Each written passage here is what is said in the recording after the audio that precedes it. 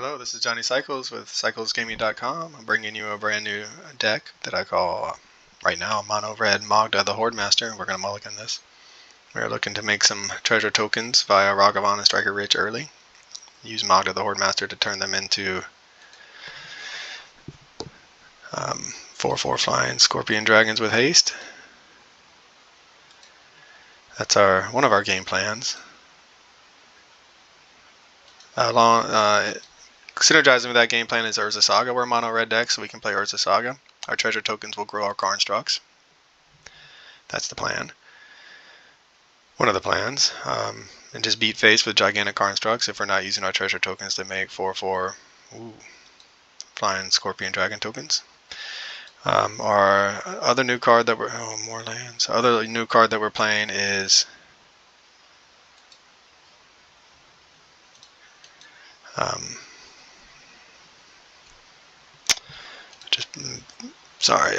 well, it's not necessarily a new card, but it is a reprint, and that is Terror of the Peaks.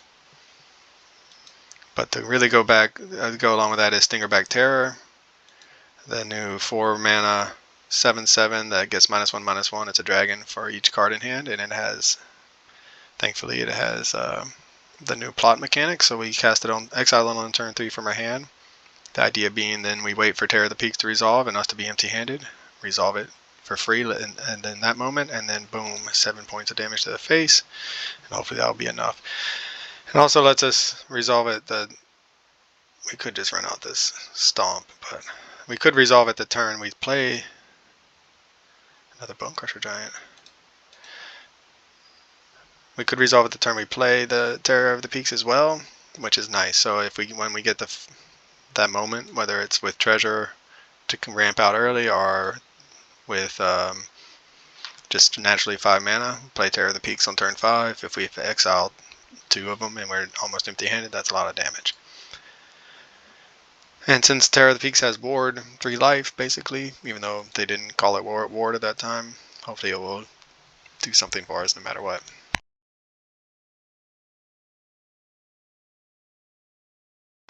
Alright, this looks like, I was thinking it was a janky brew. It looks instead to be maybe like blue-black control, playing Ancestral Visions.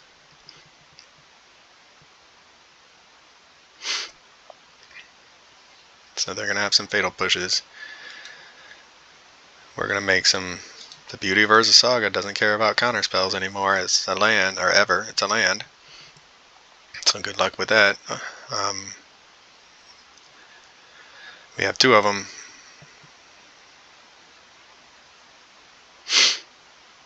Now maybe we'll go get the Lava Spur. Since our life is not really an issue right now. So as we're making constructs, we still want to be making our fatal push land drops.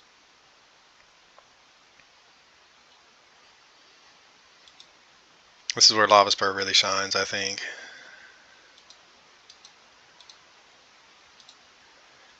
Comes down 1 mana to equip. Gives it haste. Gives it some little bit of protection.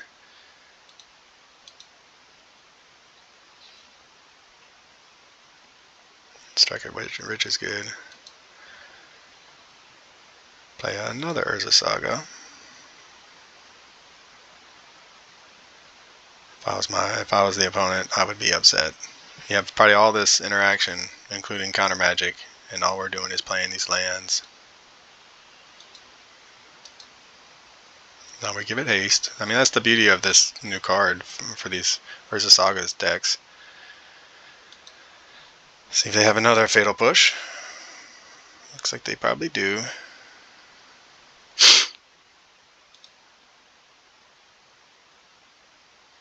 And we're gonna just try to run them out of resources with Urza Saga.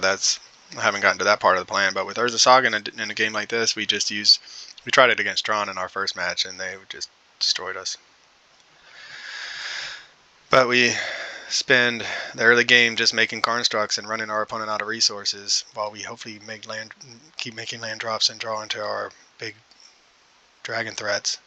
And then when we do, after they've answered all of our constructs, we start resolving big dragons and leave them with nothing in hand.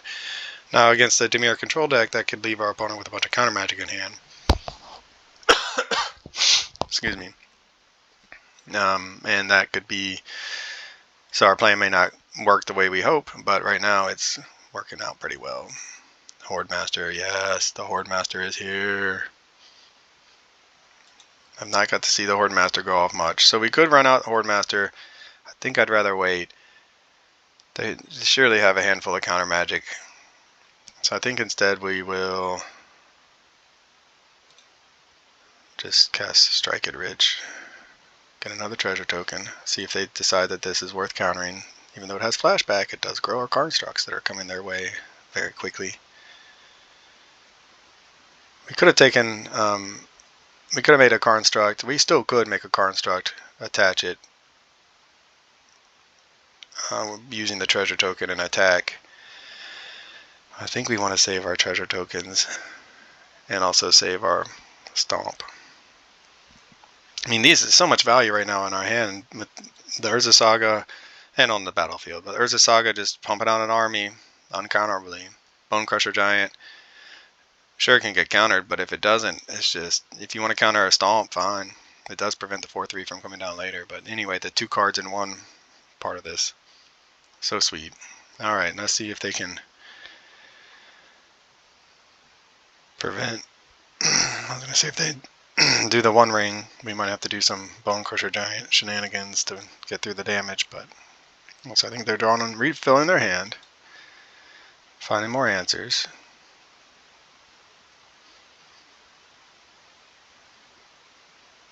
See, they could be playing Field of Ruin.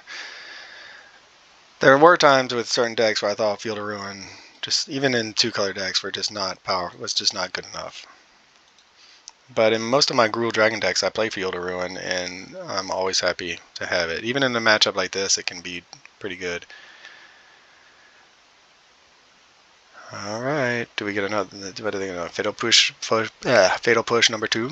And they have a handful of cards, so I assume some of them has to be counter magic, but yep. Now we're going to be making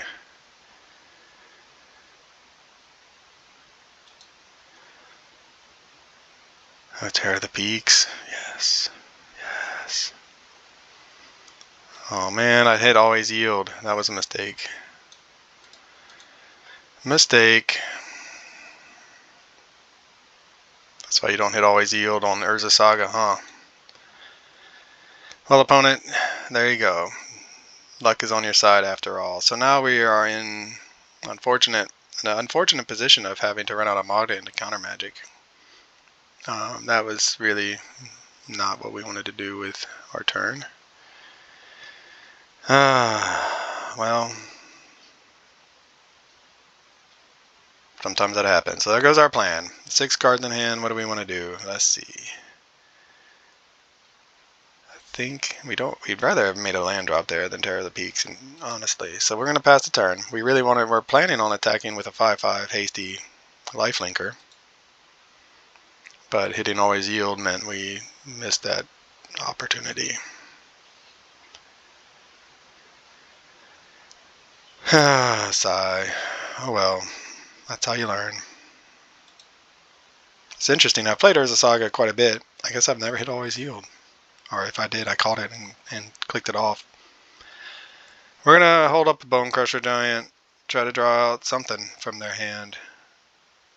Start chipping in damage that way. And see if we can make some land drops.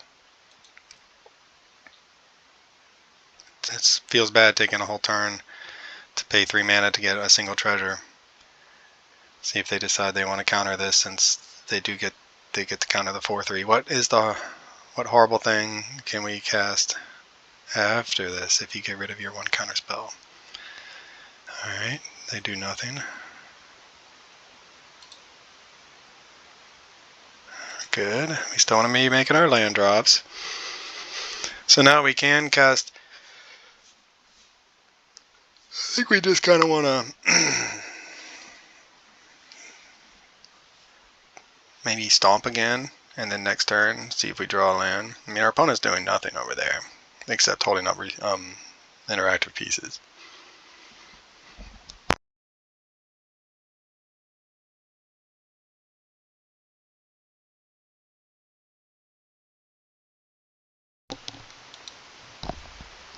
Well, that's too bad about that punt with the always yield. We should have drawn out another answer from their hand at this point. And now we'll never know if it would have been enough. Or we should be beating face if they have a handful of counter magic, which you think if there was a handful of counter magic, they would have countered Stomp. Alright. Ancestral Vision. One reason not to run out the Bone Crusher Giant here is just we do want more. We want to activate Magda sometime.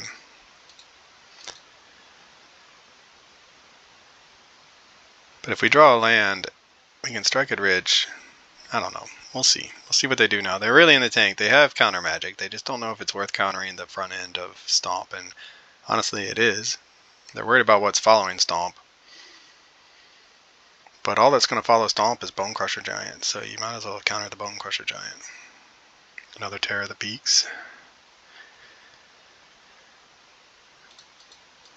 Well, do they have the answer? Because now we can, if they don't counter it, we're equipping it with Lava Spur Boots and swinging in for 4.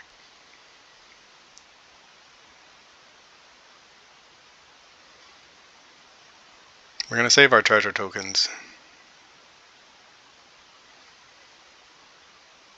Subtlety, that's why they're maybe not, or maybe that's why they're in the tank. They have a counter spell and they have subtlety.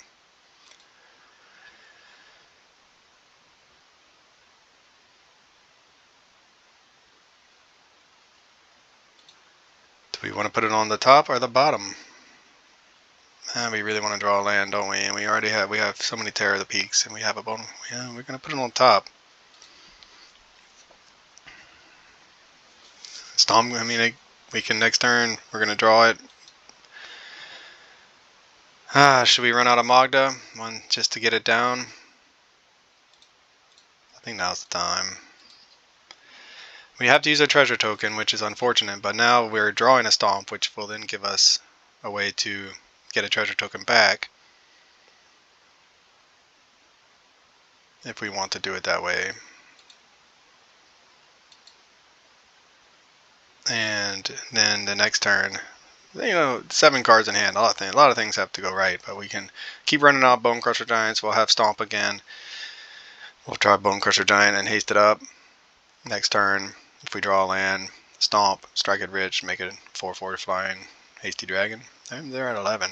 I assume they're playing some shield Drid, some number to help in the main deck to gain them life or some kind of an. Alright, Terror of the Peaks. I wonder what we're going to draw. That's a joke.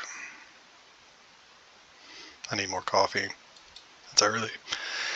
Alright, well, ooh, it's Bone Crusher Giant.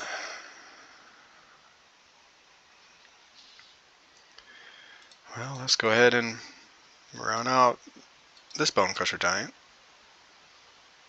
See if they want to counter it. This Lava Spur Boots just sits out there innocuously, right? La la la, look at my shiny fiery boots. And then the reality is it makes every single threat we play hasty. Is it another subtlety? Ooh, whoops.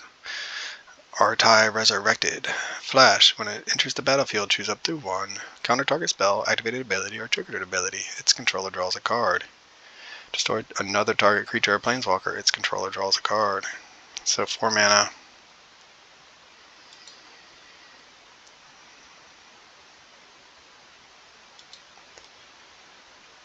It's going to counter this Bone Crusher Giant. Now we could Stomp it.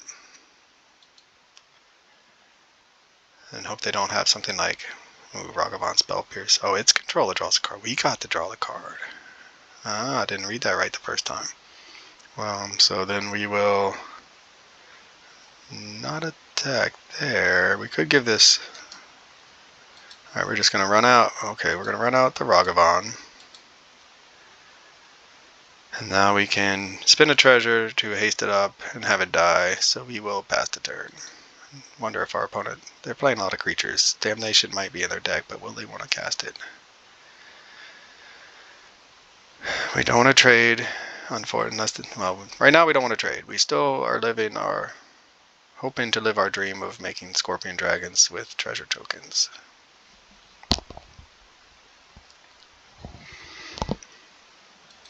And next turn, if we draw land, we can stomp. Try to stomp. I mean, when it targets it, right? As crime is whenever we target, so it doesn't matter if they counter it. And then strike it rich from the graveyard, get 3 treasure tokens, make a scorpion dragon, swing in for 4.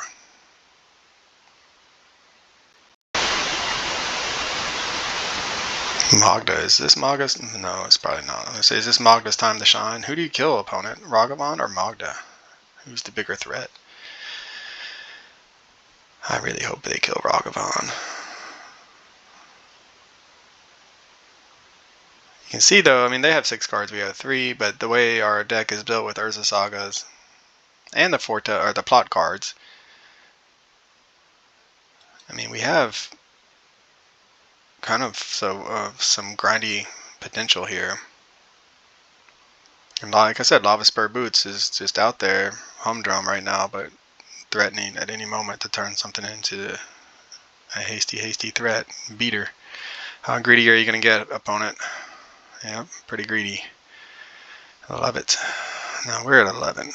So technically they are winning on board. They have probably a Drow in the Lock, I would imagine, in their hand. Kind of hope it's... well, we'll see what we draw. Land would be good. Land would be our best draw right now because we want to execute that plan I just mentioned. Hey, it's a land. We could also go Terror of the Peaks, but we don't want to do that. So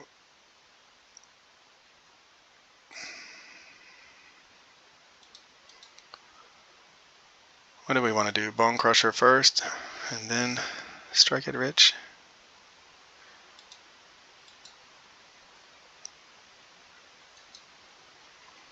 We could have just gone for face, actually. That might have been the right play.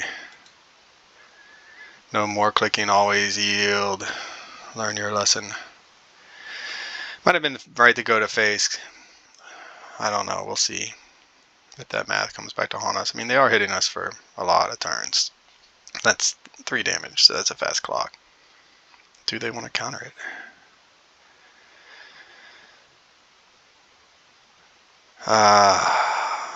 Sigh. Well, we almost had the dream. Almost had the dream.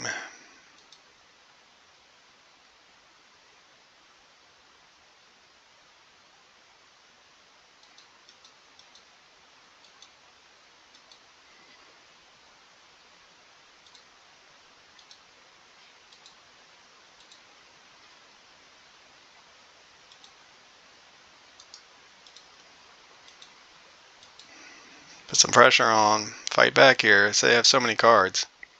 However, that 2 damage might come back to haunt. No, I don't think it's going to. But I was going to say it could come back to haunt us because Terror of the Peaks, they're going to take a bolt to the face every time they try to kill it if they don't. If they don't counter it. Cavern of Souls would have been a nice land there off the top.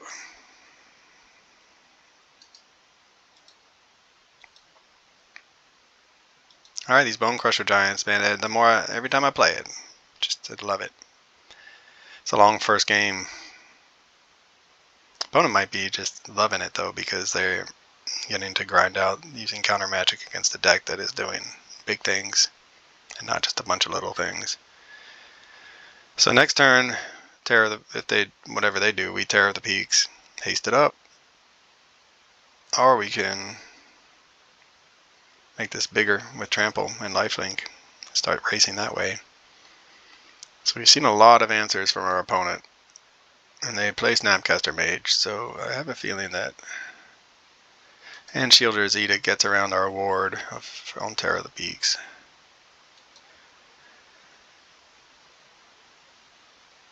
Maybe I'll be the one to scoop it up after game 1, trying to get another practice match in against a different style deck. What do we have in the sideboard?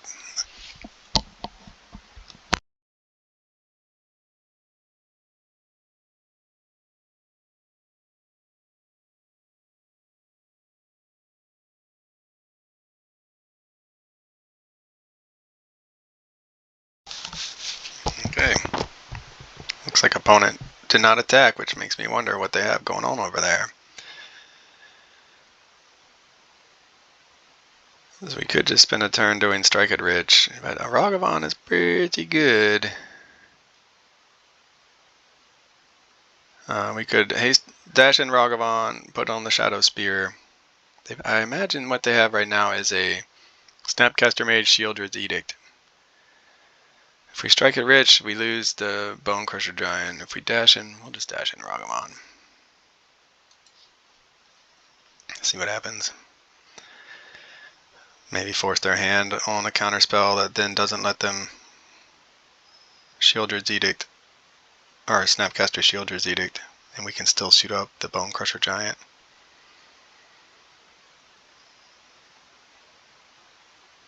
Subtlety number 2. Do we want a Ragavan on top of our library? I think we do, because it will be a bait spell for this Terror of the Peaks.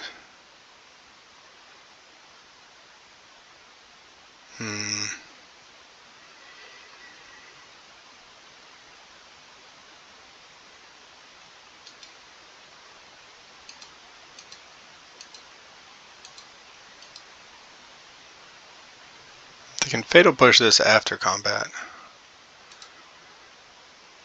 No, they can't, because it's got Ward 1. So they can double block, and then we kill both of their subtleties, and the board is reset, except they have 5 cards, and we have some value artifacts. Urza Saga would be good if I could then make sure not to auto-yield to making Karnstructs. How different would this game be had I had that Karnstruct out early? They would have cast a Shieldred's Edict, or there was something else. Magic's played on a razor's edge. Alright, opponent. What you thinking about over there?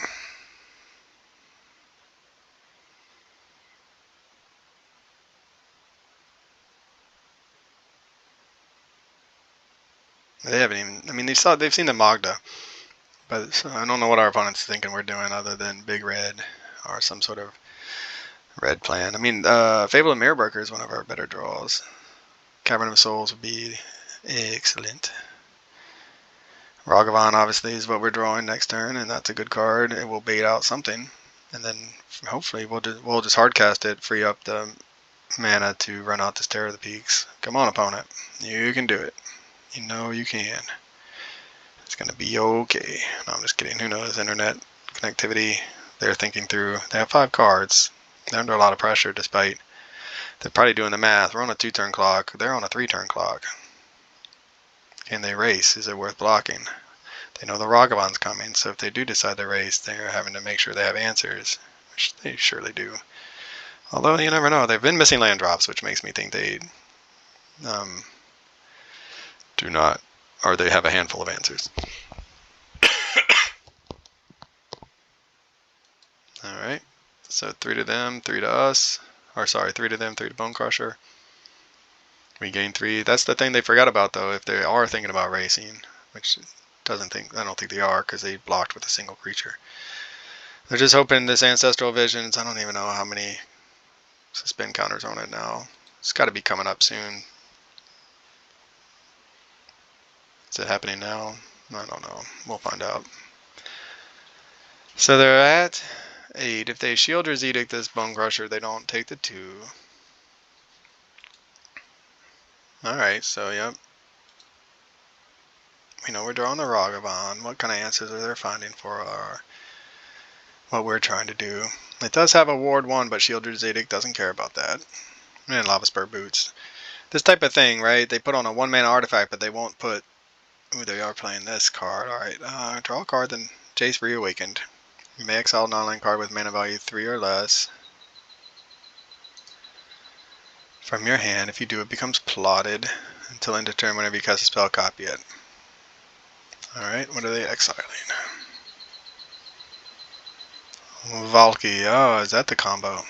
Is that a combo?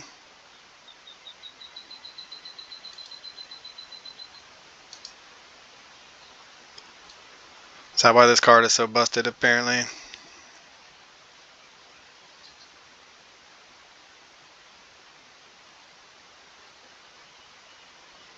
Alright, well, whoop. What am I doing here? So they're going to go to 6 and have up counter magic, it looks like. No, they're not going to have counter magic. Alright, this is going to be a big turn. Our opponent is at, do they attack?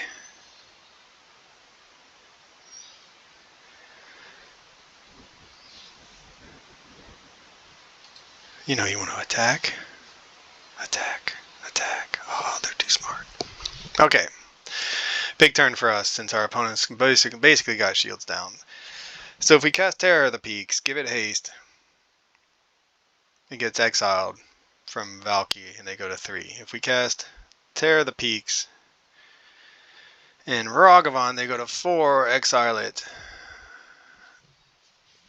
Alright, well, we're first going to cast Terror of the Peaks.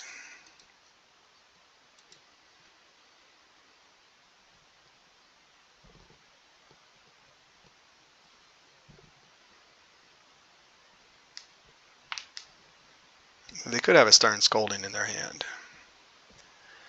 Didn't see that one coming, did you, opponent?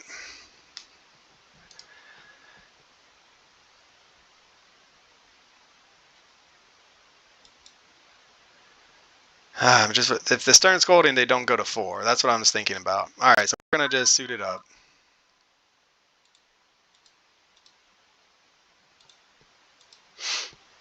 And they're lucky they didn't. We could attack this Jace, but we're gonna just see what happens. We're gonna try to race. I think we're losing the long game here. They're gonna get a cast of Valky, but then they take 3 when they target the Terror of the Peaks, and then if we get lucky enough, right now we need a land and okay, Cavern of Souls would be our best draw.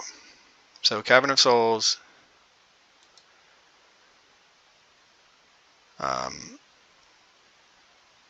Name Dragon, play Terror of the Peaks, suit it up. Assuming they're going to kill this and go to 3. Or just Lightning Bolt.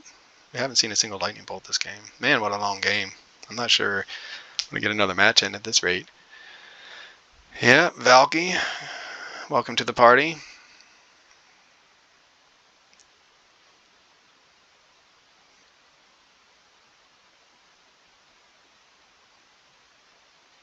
Yeah, let's see.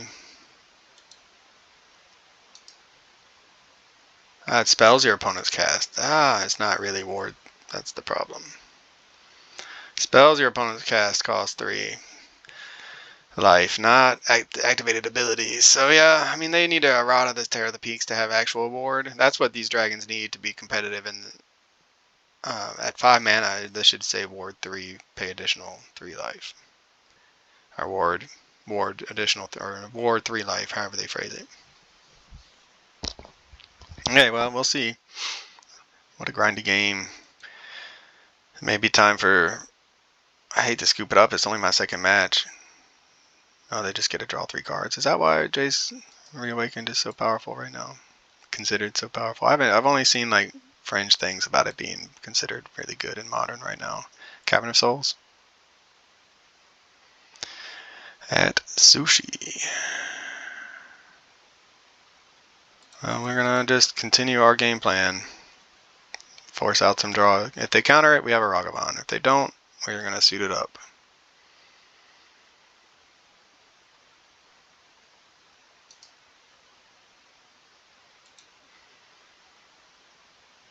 There's their first actual counterspell. So Atsushi, I love that card. They know about the Ragavan. I assume they have something else in hand for this. I love Atsushi. It replaces itself when it dies. It makes the treasure, synergizes with Magda. We still have these Strike It Riches in the graveyard that we could be casting. Counterspell number 2. Alright, well we're theoretically running them out of cards, but they're about to draw 3 more with Ancestral Vision. And we would still love to see a Cavern. That would have been their turn for Cavern of Souls. And they would be dead. Unless they have a Drown on the Lock to kill it.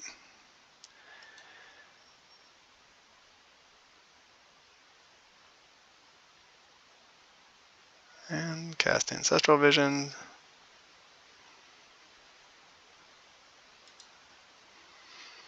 Yeah, I've started to put Cavernous Souls in more and more of my dragon decks, even decks that play Domri, like the Gruul deck that makes things uncounterable. It's too good against some of these counterspell decks, and like so many other popular decks are playing counterspell, whether it's Izzet or some version of this Dimir deck. I guess I don't know how popular this one is. This is the first time I'm running into it, but I have seen some headlines in the Magic universe about Jace Reawaken being really good.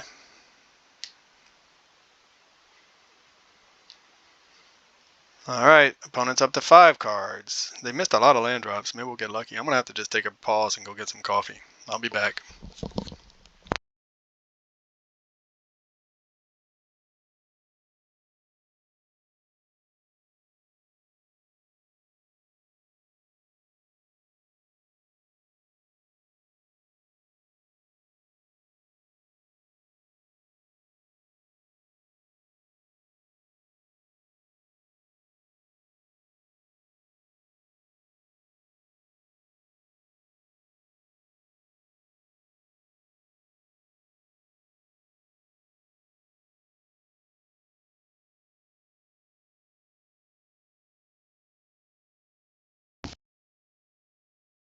Alright, there's a Saga. Well, that could have been a good card for us.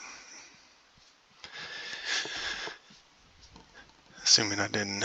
Yeah, I mean, how different would the game be had we not just auto-yielded through that? We would have had that construct. Would they be within lightning bolt range? Cavern of Souls, baby.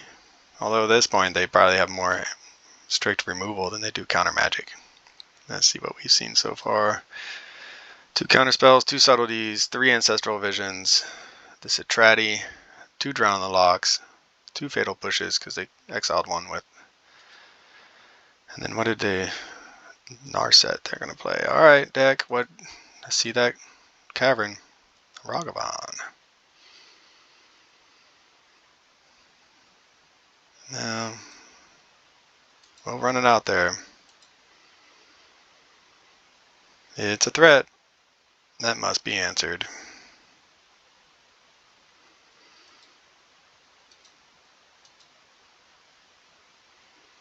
Now would be the time to kill it, opponent.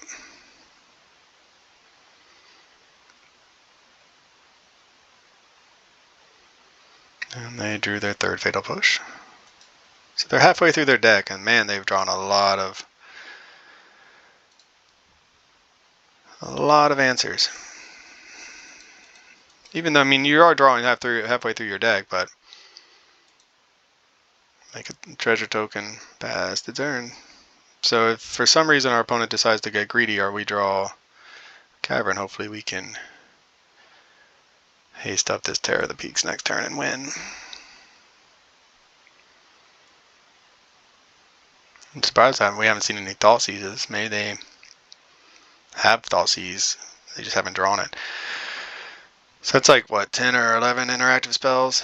Which it's, I'm sure their deck, other than maybe 25 or 26 land, is mostly interactive spells plus subtleties as finishers are these planeswalkers.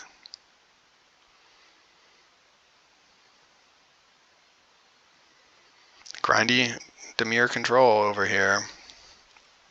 I wonder how popular this deck is. Control needs some help. It's hard for Control to keep up with what Modern's doing these days. Is Jace reawakened the answer? Opponent, though, is down to 6 minutes on time.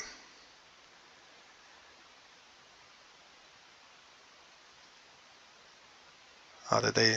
Oh, that's right, because they get to play cards exile with Tibalt, so they can play my own Terror of the Peaks. So that's cool. That's cool.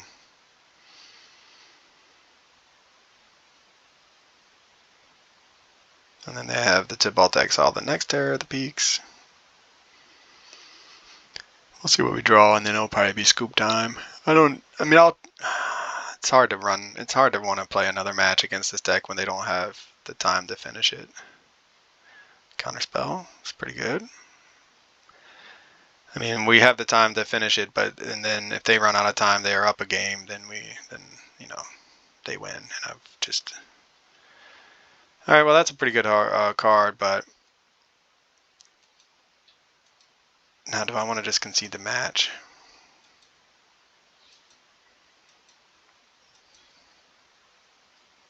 Oh, they already conceded the match themselves. Yeah. This is Johnny Cycles with cyclesgaming.com, and this has been another edition of Dragons and Modern. Be sure to go to my site and check out all of my original Magic the Gathering content, where I post articles and video of my janky modern brews in my commander decks. I'm also publishing a couple chapters every month for my science fiction fantasy novel called The Pod Kind. Check me out on YouTube as well. Click that subscribe button. I'd really appreciate it, and I'll catch you on the next one.